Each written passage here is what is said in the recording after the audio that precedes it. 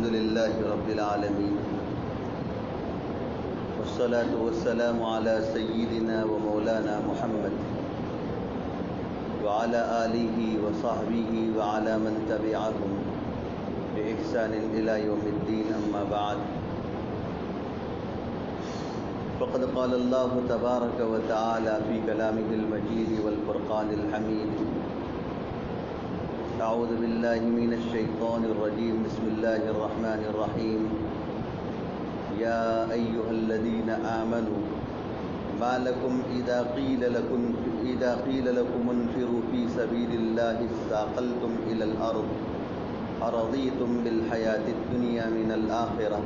فما متاع الحياة الدنيا في الآخرة إلا قليل إلا تنفروا يعذبكم عذابا أليما ويستبدل قوما غيركم ولا تضروه شيئا والله على كل شيء قدير صدق اللہ العظیم۔ بزرگوں اور بھائیوں، جن آیات کی میں نے آپ کے سامنے تلاوت کی ہے، ان آیات میں اور اس کے بعد کی کئی آیات میں، یہاں تک کہ 11واں پارہ جو شروع ہوتا ہے اس کے بعد بھی آیات میں اللہ تبارک و تعالیٰ نے غزوہ تبوک کا ذکر فرمایا ہے۔ یہ سورہ توبہ کے اندر اس غزوے کا ذکر بڑی اہمیت کے ساتھ کیا گیا ہے۔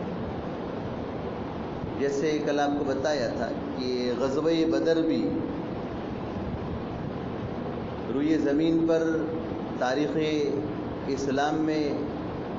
رونما ہونے والا اور پیش آنے والا پہلا غزوہ تھا، اور وہ غزوہ در حقیقت، وہ جہاد در حقیقت اسلام اور کفر کے درمیان، مسلمان اور کفار کے درمیان ایک فیصل کا غزوہ تھا، ایک فیصلہ کن جنگ تھی۔ جیسے وہ بڑی اہمیت کا حامل غزوہ تھا، جہاد تھا، اسی طریقے سے یہ غزوہ تبوک بھی سن ہجری 8 کے اخیر میں اور سن ہجری 9 میں ابتدا میں پیش آنے والا ایک اہم غزوہ تھا۔ ادھر تفصیل کے ساتھ اس کا ذکر قرآن مجید کے اندر موجود ہے اور احادیث کے اندر بھی اس کا تذکرہ ملتا ہے، اور مختلف آیات میں اس کی تشریحات اور اس کی تفسیریں موجود ہے۔ اسی صورت کی جو میں نے آپ کے سامنے تلاوت کی ہے، سورہ توبہ کی اسی صورت کی مختلف آیات میں، یہاں تک کہ یہ آیت میں نے آپ کے سامنے جو تلاوت کی ان میں بھی، اس کے بعد والی آیت میں بھی، اور 11ویں پارے میں بھی اللہ تبارک و تعالیٰ نے غزوہ تبوک کا تفصیل کے ساتھ ذکر فرمایا ہے۔ چونکہ یہ تاریخ اسلام میں ایک اہم غزوہ تھا، اس لیے دل میں بات یہ آئی کہ اس غزوے کے اوپر بھی تھوڑی سی بات کہہ دی جاوے۔ اس میں ہم سب کے لیے ایک سبق ہے۔ ادھر نبی کریم صلی اللہ علیہ وسلم سن ہجری 8 میں فتح مکہ اور غزوہ حنین سے فارغ ہوئے، اور بالکل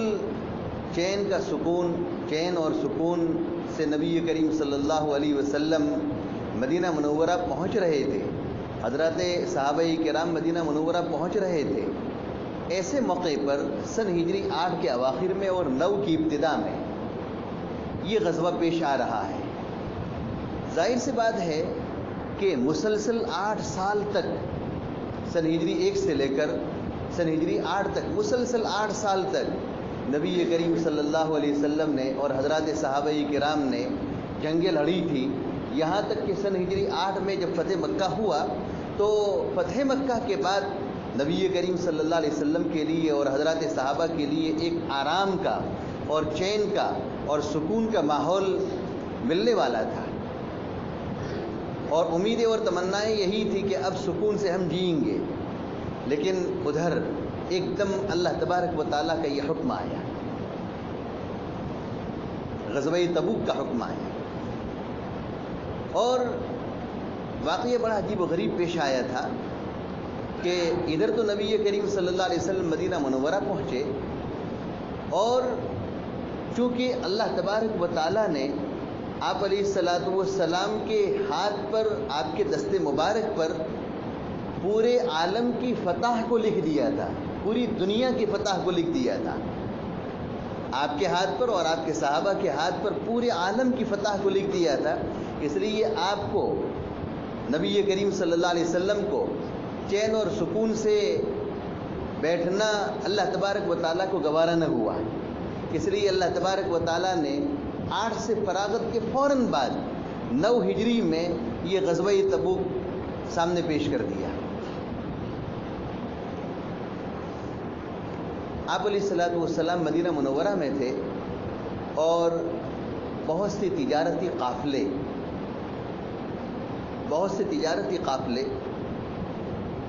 ملک شام سے ادھر مدینہ منورہ آیا کرتے تھے، اور زیتون کے تیل کا کاروبار تھا۔ زیتون تو نام سنا ہے، زیتون کے تیل کا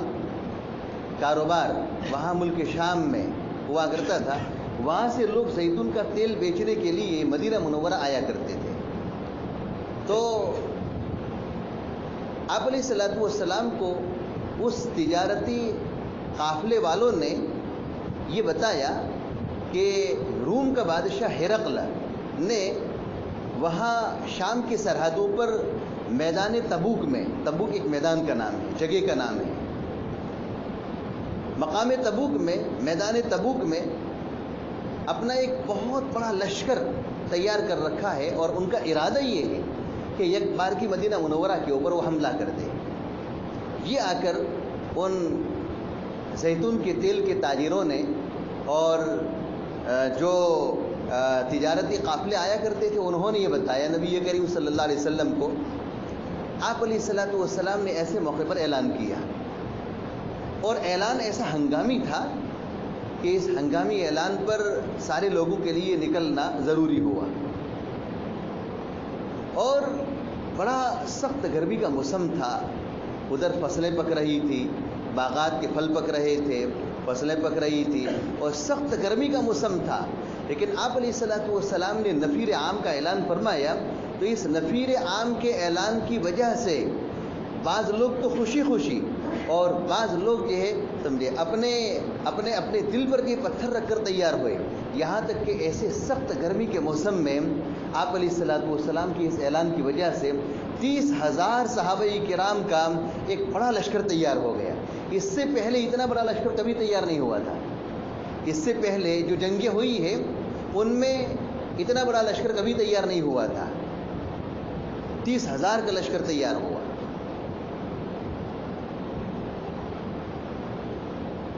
آپ علیہ الصلاۃ والسلام نے مدینہ منورہ میں جہاں پر اعلان کروایا، تو مدینہ کے اطراف میں جو چھوٹے موٹے دیہات تھے اور جو چھوٹے موٹے قبائل بسے ہوئے تھے، ان میں بھی اعلان کروایا کہ جنگ کے لیے، جہاد کے لیے جانا ہے، اور اس میں ہر ایک کے لیے نکلنا ضروری ہے۔ نتیجہ یہ ہوا کہ 30,000 کا ایک بڑا لشکر تیار ہو گیا۔ اب حالات بڑے سخت تھے، بڑے تنگ حالات تھے، ہر ایک کے لیے نکلنا دشوار نہیں تھا، لیکن چونکہ نبی کریم صلی اللہ علیہ وسلم کا حکم تھا، اس لیے لوگوں کے لیے نکلنا ضروری ہوا۔ مدینہ منورہ میں لشکر تیار ہو رہا ہے، اور آپ علیہ الصلاۃ والسلام نے حضرات صحابہ کے درمیان بڑی اہمیت کے ساتھ اعلان کیا تھا، اور اس سے پہلے جو جنگیں ہوئی تھی تو ان جنگوں میں آپ علیہ الصلاۃ والسلام نے جو اعلان کیا تھا، تو اس اعلان میں سمت کی تعین آپ نے نہیں کی تھی۔ اگر آپ کو مشرق کی جانب جانا ہو تو آپ نے بتایا تھا کہ مغرب میں ہمیں جانا ہے، اگر آپ کو شمال میں جانا ہو تو آپ نے بتایا تھا کہ نہیں، ہمیں تو یہ جنوب کی یہ سمت میں جانا ہے، یعنی صحیح سمت نہیں بتاتے۔ لیکن نبی کریم صلی اللہ علیہ وسلم نے اس جنگ کے موقع پر بالکل صحیح سمت بتائی تھی، اس لیے کہ لمبا سفر تھا، ایک بڑا لمبا سفر تھا۔ مدینہ منورہ سے شام کی سرحد پر وہ مقام واقع ہے، اور تقریباً 900 کلومیٹر کا یہ فاصلہ ہے، 900 کلومیٹر یا 900 میل کا فاصلہ ہے، ایک لمبا فاصلہ ہے۔ اتنا فاصلہ جو ہے پیدل طے کرنا ہے، سواریوں پر گھوڑوں پر طے کرنا ہے، اور اسی طریقے سے اونٹوں پر طے کرنا ہے، اور بڑا سخت گرمی کا موسم ہے، اتنا لمبا فاصلہ طے کرنا ہے۔ اس لیے آپ علیہ الصلوۃ والسلام نے حضرات صحابہ کو بتا دیا تھا کہ دیکھو ہمیں اس سمت میں جانا ہے اور بڑے دشمن سے مقابلہ ہونے والا ہے، اس لیے اپنی تیاریاں برابر رکھنا، تم اپنی تیاریاں برابر کرنا۔ چنانچہ حضرات صحابہ ایسے گرمی کے سخت موسم میں اپنی تیاریاں کر رہے ہیں، یہاں تک کہ نکلنے کا وقت آیا تو مختلف طبقے میں لوگ بٹ گئے، مختلف طبقے ہو گئے۔ ایک طبقہ تو وہ ہوا کہ جنہوں نے نبی کریم صلی اللہ علیہ وسلم کا اعلان سن کر خوشی خوشی اس جنگ کے اندر اور اس غزوے میں جانا یہ پسند کیا، ایک طبقہ تو وہ تھا۔ دوسرا طبقہ وہ تھا کہ جو جانا تو چاہتے تھے لیکن دل کے اوپر تھوڑا بوجھ پڑا، جماعت میں نکلنا تو ہے لیکن ذرا یہ کیا ہے سمجھے، تشکیل والوں نے آ کر یہ دھکا مکی کی تب جا کر نکلے۔ ایک تو کیا ہے سمجھے کہ یہاں یہ تشکیل والے کھڑے ہو گئے تو فوراً یہ نام لکھوا دیا خوشی خوشی، اور ایک یہ ہے تشکیل والے آئے اور گھر کا یہ چکر لگایا اور گھر کا دروازہ کھٹکھٹایا کہ بھئی کہاں ہو، سمجھے چلو نکلنا ہے جماعت میں، تو سمجھے اس طریقے سے لوگ تیار ہو گئے۔ تو پہلا طبقہ وہ تھا کہ سمجھے جو خوشی خوشی تیار ہوا، دوسرا طبقہ وہ تھا کہ جو اپنے دل کے اوپر تھوڑا بوجھ رکھنے کے بعد، تھوڑے سے یہ سمجھے بوجھ کے بعد، تھوڑی سی یہ مشکلی اور تھوڑی سی تکلیف کے بعد تیار ہوا، لیکن بہرحال تیار تو ضرور ہو گیا۔ تیسرا طبقہ وہ تھا کہ جن کو کوئی عذر نہیں تھا، کوئی عذر نہیں تھا معقول، اور عذر نہ ہونے کے باوجود پیچھے رہ گیا تھا، عذر نہیں تھا اور عذر نہ ہونے کے باوجود پیچھے رہ گیا تھا۔ چوتھا طبقہ وہ تھا کہ جن کو معقول عذر تھا اور اس عذر کی وجہ سے لوگ پیچھے رہ گئے تھے۔ یہ 4 طبقے ہوئے، اور یہ مسلمانوں کے 4 طبقے، اور 2 طبقے منافقین کے تھے،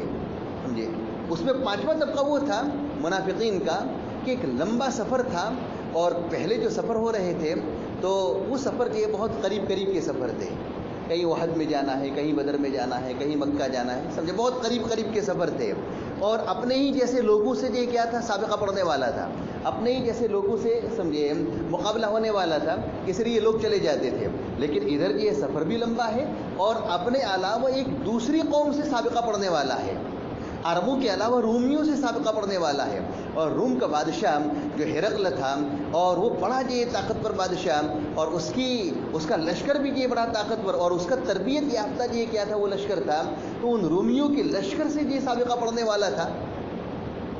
اس لیے اس سے پہلے منافقین کبھی کبھی ساتھ ہو جاتے تھے، لیکن اس موقع پر جو منافق تھے تو منافقین نے بھی کیا کیا سمجھے، اپنی ہتھیار ڈال دیے، اپنا نفاق چھپا نہ سکے، اپنا نفاق نہ چھپا سکے، اور اپنے ہتھیار ڈال دیے اور جانے سے انہوں نے انکار کر دیا۔ 5واں طبقہ ہوا، اور 6ٹھا طبقہ جو ہے وہ تھا کہ جو منافقین کا طبقہ تھا اور اپنے نفاق کو چھپائے رکھا، اپنے نفاق کو چھپائے رکھا، اور لشکر کے اندر ساتھ ہو لیے، اور ساتھ ہو کر سمجھے کچھ اندر یہ سمجھے مسلمانوں کی جڑیں کاٹنے کا کام کر رہے تھے، اندر مسلمانوں کی جڑیں کاٹنے کا کام کر رہے تھے، اپنا نفاق چھپائے رکھا۔ بہرحال یہ 6 طرح کے لوگ تھے، اور 6 طرح کے لوگوں کا ایک بڑا طبقہ اور بڑا یہ لشکر تیار ہوا، تقریباً 30,000 کا لشکر تیار ہوا، روانہ ہوا۔ بڑا سخت گرمی کا موسم ہے، اور پھلوں کے پکنے کا اور باغات کے پکنے کا، اور اسی طریقے سے کاشتکار اور کاشت اور اسی طریقے سے زراعت کے پکنے کا موقع ہے، لیکن نبی کریم صلی اللہ علیہ وسلم کا حکم تھا، اس لیے لوگوں کے لیے نکلنا ضروری تھا۔ حضرات صحابہ کرام اس جنگ کے موقع پر نکلے، حضرات صحابہ کرام اس جنگ کے موقع پر نکلے،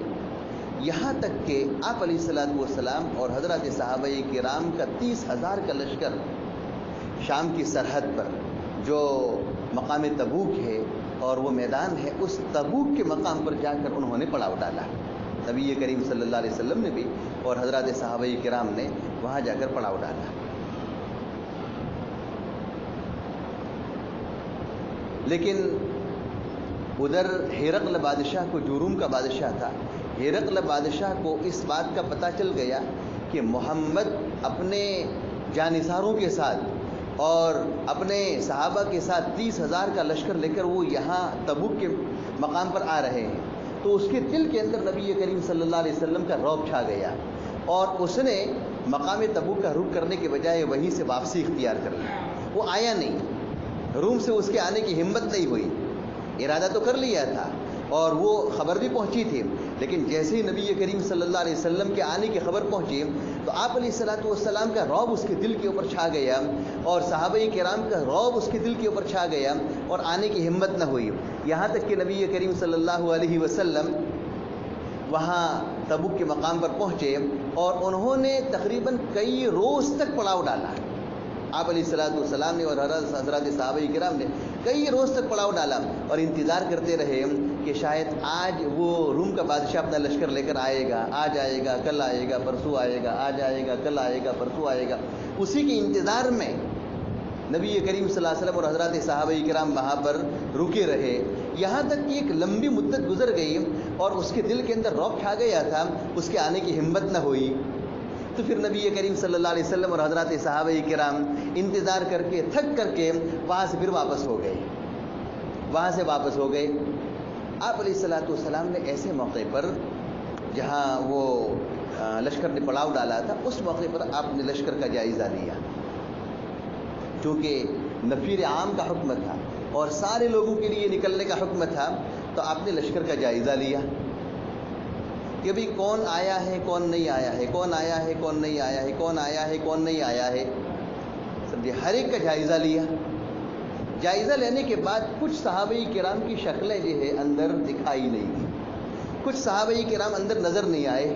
تو نبی کریم صلی اللہ علیہ وسلم نے ان کا نام لے کر پوچھا، جیسا کہ یہ حضرت کعب بن مالک رضی اللہ تعالیٰ عنہ کا سمجھے ذکر ملتا ہے۔ حضرت کعب بن مالک رضی اللہ تعالیٰ عنہ اور مرارہ ابن ربی اور ہلال ابن امیہ اور اس کے علاوہ اور بھی کچھ صحابہ کرام ہوں گے کہ جن کو واقعتاً عذر تھا، سمجھے، اور وہ نہیں آ سکے تھے، اور یہ حضرت کعب بن مالک رضی اللہ تعالیٰ عنہ اور ان کے دو ساتھی تھے، وہ بھی وہاں لشکر کے اندر نظر نہیں آئے۔ تو نبی کریم صلی اللہ علیہ وسلم نے حضرات صحابہ کرام سے پوچھا کہ بھئی کہاں ہے کعب، کعب کہاں ہے، کعب بن مالک کہاں ہے، اور وہ فلاں کہاں ہے، فلاں کہاں ہے۔ تو ایک صحابی جو اس لشکر کے اندر موجود تھے، انہوں نے کہا کہ اللہ کے رسول، ان کی چادر نے ان کو روک دیا ہے، حبسہ برداہ، ان کی چادر نے ان کو روک دیا ہے، دو چادروں نے روک دیا ہے، ان کی دو چادروں نے روک دیا ہے، یعنی یہ ہے کہ ان کا لباس عمدہ بن گیا ہے اور وہ جو کیا ہے ذرا اچھے بن گئے ہیں اور اچھے کپڑے پہنتے ہیں، اوپر نیچے کی چادریں یعنی اوپر نیچے کا جو کرتا اور پائجامہ ہوتا ہے، تو اس کی وجہ سے اپنے کپڑوں کی وجہ سے وہ ذرا یہ سمجھے وہ اپنے آپ کو بڑا سمجھنے لگے ہیں، تو اس کی وجہ سے ان کو یہاں اس گرمی کے موقع پر، گرمی کے موسم میں اور اتنا لمبا سفر کر کے آنا ان کو ہمارے ساتھ گوارا نہ ہوا، ان کی دو چادروں نے ان کو روک دیا ہے اور اپنی ذات پر نظر کرنے نے ان کو روک دیا ہے۔ تو ایک صحابی کھڑے ہوئے، کہا کہ نہیں یہ جھوٹ کہہ رہے ہیں، واقعتاً کوئی عذر ہوگا تبھی جا کر وہ نہیں آئے ہیں، کوئی عذر ہوگا تبھی جا کر وہ نہیں آئے ہیں۔ نبی کریم صلی اللہ علیہ وسلم نے جتنا وہاں مدت گزارنی تھی اتنی مدت گزاری اور اس کے بعد آپ علیہ السلام حضرات صحابہ کرام کے لشکر کو لے کر واپس ہوئے۔ اس موقع پر آپ نے نفیر عام کا اعلان فرمایا تھا، یعنی سارے لوگوں کے لیے نکلنا سمجھے ضروری، اور سارے لوگوں کے لیے نکلنے کا اعلان فرمایا تھا، اور اس کا ذکر ہے، دیکھیے بڑے عمدہ انداز سے اس کا ذکر فرمایا ہے، یا ایھا الذین آمنوا ما لکم اذا قیل لکم انفروا فی سبیل اللہ اثاقلتم الی الارض، ایمان والو تمہیں کیا ہو گیا جب تم سے یہ کہا جاتا ہے کہ اللہ کے راستے میں نکلو، انفروا فی سبیل اللہ، ایمان والو تمہیں کیا ہو گیا جب تم سے یہ کہا جاتا ہے کہ تم اللہ کے راستے میں نکلو، اثاقلتم الی الارض، تو زمین میں تم بوجھل بن جاتے ہو، ارضیتم بالحیات الدنیا من الآخرہ، کیا آخرت کے مقابلے میں دنیاوی زندگی پر تم راضی ہو گئے ہو، باغات پر راضی ہو گئے ہو، وما متاع الحیات الدنیا فی الآخرۃ الا قلیل، فرمایا کہ دنیاوی زندگی کا مال و متاع آخرت کے مقابلے میں بہت تھوڑا ہے، یہ تو سمجھے بہت تھوڑی زندگی ہے، دنیاوی زندگی کا ساز و سامان آخرت کے مقابلے میں بہت تھوڑا ہے، ختم ہونے والا ہے۔ الا تنفروا يعذبكم عذابا الیما، اگر تم نہیں نکلو گے، قرآن کریم الٹیمیٹم دے رہا ہے، اگر تم نہیں نکلو گے تو اللہ تبارک و تعالیٰ تم کو دردناک عذاب دے گا، يعذبكم عذابا الیما، دردناک عذاب دے گا، ويستبدل قوما غيركم، اور تمہارے علاوہ دوسری قوم سے تم کو بدل دے گا، تم کو سب کو ملیہ میٹ کر دے گا، نیست و نابود کر دے گا، اور تمہاری جگہ پر دوسری قوم لائے گا۔ ولا تضروه شیئا، اور تم اللہ کا ذرہ برابر نہیں بگاڑ سکتے ہو، اللہ کا ذرہ برابر تم نہیں بگاڑ سکتے ہو۔ واللہ علی کل شیء قدیر، اللہ تبارک و تعالی ہر چیز کے اوپر قادر ہے۔ الا تنصروه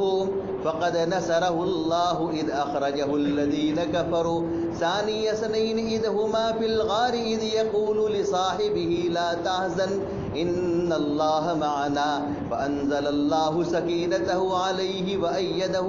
بجنود لم تروها وجعل كلمة الذين كفروا السفلى وكلمة الله هي العليا والله عزيز حكيم۔ درمیان میں اللہ تبارک و تعالیٰ نے مسلمانوں کو جھنجھوڑا ہے، یہ درمیان کی جو آیت ہے نا، ان آیات میں اللہ تبارک و تعالیٰ نے مسلمانوں کو جھنجھوڑا ہے اور فرمایا کہ کیا تم یہ سمجھتے ہو کہ محمد تمہاری مدد کی اور تمہاری نصرتوں کے محتاج ہے؟ کیا تم یہ سمجھتے ہو کہ محمد تمہاری مدد کی اور تمہاری نصرتوں کے محتاج ہے؟ تمہارے دلوں میں اگر یہ خیال ہو تو دل سے نکال دو۔ ہم نے تو تمہارے بغیر بھی ایک آدمی کے ذریعے صرف ایک آدمی کے ذریعے، اور وہ بھی یہ کیا ہے سمجھے رہبر، اور وہ بھی یہ ساتھ ہو لیے تھے، یہ صرف ایک آدمی کے ذریعے ہم نے اپنی قدرت سے دشمنوں کے لشکر کے مقابلے میں محمد کی نصرت اور مدد کی ہے۔ تم یہ سمجھتے ہو کہ محمد تمہاری مدد کے اور تمہاری نصرت کے محتاج ہے اور ہمارا دین اور جہاد تمہارے لیے محتاج ہے؟ ارے جانا ہو تو یہ تمہارا فائدہ ہوگا، نکلو گے تو تمہارا فائدہ ہوگا، ہمارا کوئی فائدہ ہونے والا نہیں ہے، نکلو گے تو تمہارا فائدہ ہوگا۔ اور دل میں جو خیال بیٹھا ہوا ہے کہ محمد ہماری مدد کے محتاج ہے، نصرتوں کے محتاج ہے، یہ اگر خیال بیٹھا ہوا ہو تو دل سے نکال دیجئے، اس لیے کہ بہت سے موقع ایسے آئے ہیں کہ ہم نے تمہارے بغیر بھی محمد کی مدد کی ہے، تمہارے بغیر بھی محمد کی مدد کی ہے۔ اور اللہ تبارک و تعالیٰ نے درمیان کی ان آیات میں کیا کیا، وہ ہجرت کا واقعہ جو تھا نا، وہ ہجرت کے واقعے کو درمیان میں ڈال دیا، اور ہجرت کا واقعہ درمیان میں ڈال کر اللہ تبارک و تعالیٰ نے مسلمانوں کو بتا دیا کہ اللہ اور محمد تمہاری نصرتوں کے محتاج نہیں ہے۔ دیکھو ایک واقعہ سنو، اللہ تعالیٰ فرماتے کہ دیکھو واقعہ سنو، نہیں نکلو گے تو کوئی فرق پڑنے والا نہیں ہے۔ محمد کا معاملہ ہمارے ساتھ بڑا انوکھا ہے، رسول کا معاملہ ہمارے ساتھ اور ہمارا معاملہ رسول کے ساتھ بڑا انوکھا ہے۔ ہجرت کے واقعے کو یاد کرو کہ ہجرت کے موقع پر جب کہ محمد صلی اللہ علیہ وسلم تنے تنہا اپنے گھر سے نکلے ہیں، اور ساتھ میں کون تھے؟ صرف آپ کے یار غار ابو بکر صدیق رضی اللہ تعالیٰ عنہ تھے، اونٹنیاں تھیں، دو اونٹنیوں پر سوار تھے، اور ابو بکر صدیق تھے، ایک دلیل تھے یعنی رہبر تھے، اور راتوں رات وہ مکہ المکرمہ چھوڑ کر مدینہ منورہ ہجرت کر رہے ہیں، اور مدینہ چھوڑ کر مکہ المکرمہ چھوڑ کر جب روانہ ہوئے ہیں، اور صبح میں آپ علیہ الصلوۃ والسلام کے بستر پر حضرت علی رضی اللہ تعالیٰ عنہ کو سوئے ہوئے دیکھا، اور سمجھے لوگوں نے یہ کہا کہ بھئی کون ہے؟ کہا کہ علی ہے۔ کہا کہ محمد کہاں ہے؟ کہا کہ محمد کا تو پتہ نہیں ہے، راتوں رات کہیں نکل گئے، ہمیں تو معلوم نہیں ہے۔ تو بڑے بےتاب ہو گئے، بڑے بے چین ہو گئے، کہا کہ ہم نے ان کے گھر کا پہرا لگایا تھا، یہ کیا تھا، وہ کیا تھا، پھر محمد یہاں سے کیسے نکلے؟ بھئی محمد کی مدد کرنے والے تو کون تھے؟ اللہ کی ذات تھے۔ دیکھو محمد دروازے سے نکلے ہیں، آپ علیہ الصلوۃ والسلام دروازے سے نکلے ہیں، کوئی سمجھے حضرت عیسیٰ علیہ الصلوۃ والسلام کی طرح اللہ تبارک و تعالیٰ نے آسمانوں پر اٹھا کر ان کو کسی طرف کر دیا ہو، ایسا بھی نہیں ہے، بالکل عام راستے سے اور عام دروازے سے نکلے ہیں، اور تمہارا پہرا لگا ہوا تھا، لیکن تمہارے پہرے کے باوجود تمہاری آنکھیں ان کو نہ دیکھ سکی، تمہاری آنکھیں ان کو نہ دیکھ سکی، اور وہیں سامنے سے تمہارے سامنے سے نکلے ہیں۔ دیکھو اللہ کی نصرت ہے، اللہ کی مدد ہے۔ اور پھر سمجھے جس غار کے اندر وہ چھپے ہیں نا،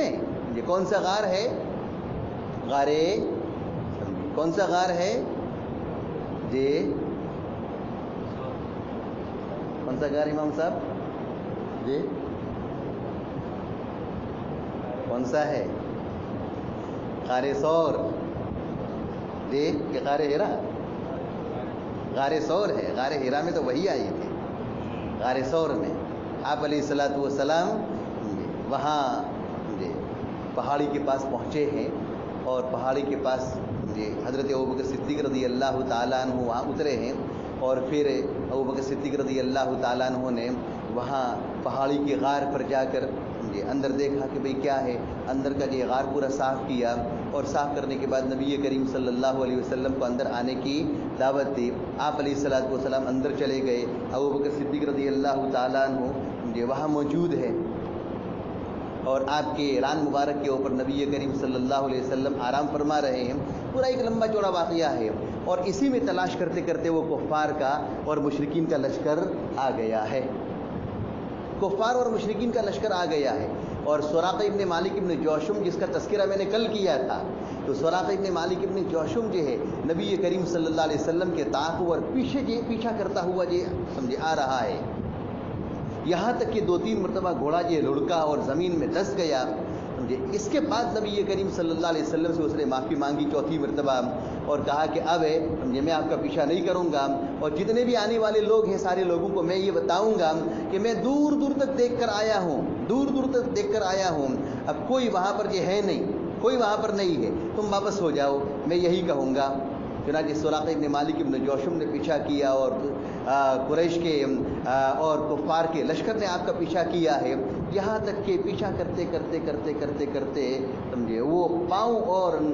قدم کے سمجھے نقش دیکھتے ہوئے، سمجھے پاؤں اور قدم کے نقش دیکھتے دیکھتے دیکھتے دیکھتے سمجھے اس غار پر پہنچے ہیں جہاں نبی کریم صلی اللہ علیہ وسلم اور یار غار حضرت ابوبکر صدیق رضی اللہ تعالیٰ عنہ آرام فرما رہے تھے، چھپے ہوئے تھے،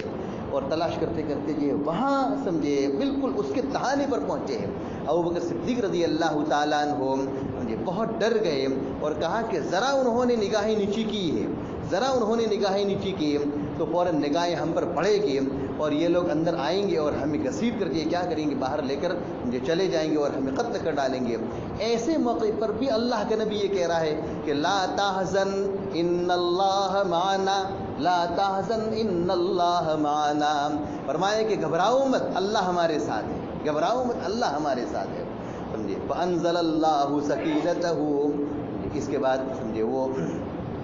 پورا سمجھے آیت کے اندر تذکرہ ہے۔ بہرحال اس پورے واقعے کو اللہ تبارک و تعالیٰ نے درمیان میں لا کر سمجھے مسلمانوں کو بتا دیا کہ تمہارے دلوں میں اگر یہ خیال ہو، تمہارے دلوں میں اگر یہ گمان ہو کہ محمد اور ہمارا دین تمہاری نصرتوں کا اور مددوں کا محتاج ہے، تو اپنے دل سے نکال لیجیے۔ ہم نے تو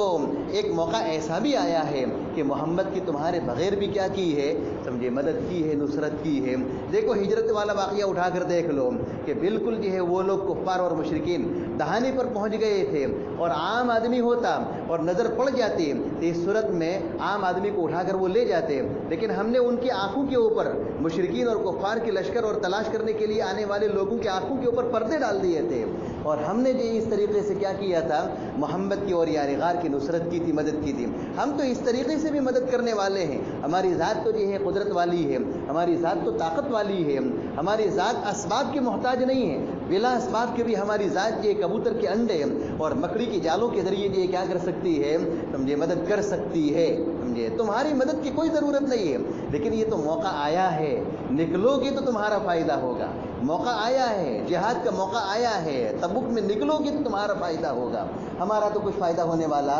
نہیں ہے۔ یہ درمیان میں واقعہ لے کر مسلمانوں کے دلوں کو جوڑا ہے اللہ تبارک و تعالیٰ نے۔ بہرحال سمجھے ایک جز میں نے آپ کے سامنے ذکر کیا ہے، انشاءاللہ آئندہ کل پھر اس کا دوسرا جز ذکر کیا جائے گا۔ دیکھیے فرمائے کہ إلا تنصروه فقد نصره الله إذ أخرجه الذين كفروا ثاني اثنين إذ هما في الغار إذ يقول لصاحبه لا تحزن إن الله معنا.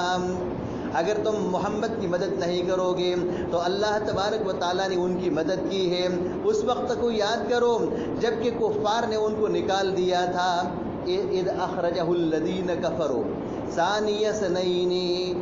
کفار نے نکال دیا تھا اور دو میں سے وہ دوسرے. اذ ہما فی الغار، یکایک وہ دونوں غار میں تھے. اذ یقول لصاحبہ لا تحزن ان اللہ معنا، فرمائے کہ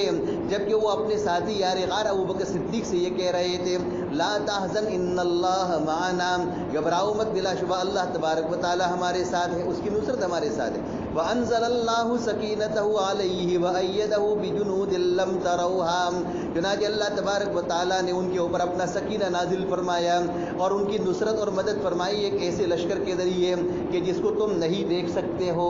کون سا لشکر؟ یہ وہی مکڑی کا جالا اور وہی کبوتر اور اس کے انڈے. نصرت مدد ہوئی. آگے فرمایا وجعل کلمۃ الذین کفروا السفلی وکلمۃ اللہ ہی العلیٰ، اور اللہ تبارک و تعالیٰ نے کفار کے کلمے کو جو ہے زیر کر دیا، سفلا نیچا کر دیا. وکلمۃ اللہ ہی العلیٰ، اور اللہ کا کلمہ ہی جو ہے بلند و بالا ہے. واللہ عزیز حکیم، اللہ تبارک و تعالیٰ بڑے زبردست ہے اور حکمتوں والے ہیں. بہرحال یہ درمیان میں اس واقعے کو لا کر مسلمانوں کے دلوں کو جھنجھوڑا ہے اور یہ تنبیہ کر دی کہ یہ دل میں خیال ہو تو دل سے خیال نکالو، دل سے خیال نکالو. بات سمجھ میں آ رہی؟ جماعت میں جانا اللہ تعالیٰ جی تمہارے جماعت میں جانے کے محتاج نہیں ہے، نکلوانے کے محتاج نہیں ہے، بلکہ اللہ تبارک و تعالیٰ جی کیا ہے اس جماعت میں نکال کر تمہاری زندگی بنانا چاہتے ہیں. جہاد میں نکلو گے تو تمہاری زندگی بنے گی، تمہارا فائدہ ہوگا، باقی اللہ تبارک و تعالیٰ کو تمہاری کوئی ضرورت نہیں ہے. اللہ تعالیٰ اس طریقے سے مضمون کو سمجھنے کی توفیق عطا فرمائے اور عمل کی توفیق عطا فرمائے. وآخر دعوانا الحمد للہ رب العالمین.